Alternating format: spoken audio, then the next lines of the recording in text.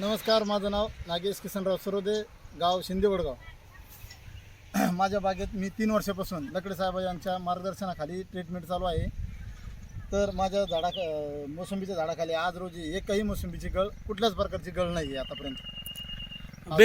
Basel डोसचं नियोजन कसं करता तुम्ही? बेसल डोसचं नियोजन जून महिन्यात आपलं 12-32-16 plus I10 Z4 green top यांचं मिश्रण करून बेसल डोसमध्ये मी हे मायक्रोन्यूट्रन सोडत असतो.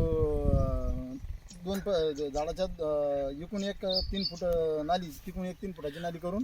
तुम्हाला पहिल्या वर्षी बदल वाटला का दुसऱ्या वर्षी चांगला बदल वाटला? मला पहिल्याच वर्षी रिझल्ट चांगला छान आला. तेव्हापासून मी आता 3रं वर्ष 4थं वर्ष लागलं मला.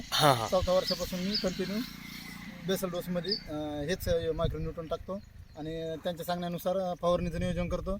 आज रोजी माझ्या झाडाखाली एकही मोसंबी अजिबात नाही.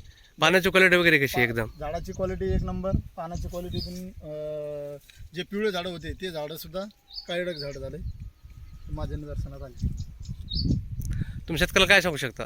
शेतकऱ्याला मी एवढं सांगू शकतो की लकडे साहेबाच्या मार्गदर्शनाखाली माझा आज रोजी फायदा झाला आहे. जेणेकरून समजा तुमची कुठली समस्या असेल किंवा फळगळीचे लोक एवढे त्रस्त आहात आज रोजी मोसंबीला, तर यांच्या मार्गदर्शनानुसार जर आपण फवारणीचं नियोजन केलं तर मला तरी 1 नंबर रिझल्ट आलेला आहे.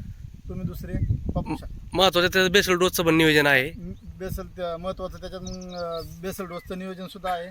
जूनच्या महिन्यात 1 बार आणि आंब्या बारच्या टायमाला, फोडाच्या टायमाला काळ्या पाण्याचं पण नियोजन आहे. आणि अधूनमधून काळं पाणी ड्रिप नका होईना पण चालू असावं. ड्रिपचं पाणी, काळं पाणी पण चालू असावं.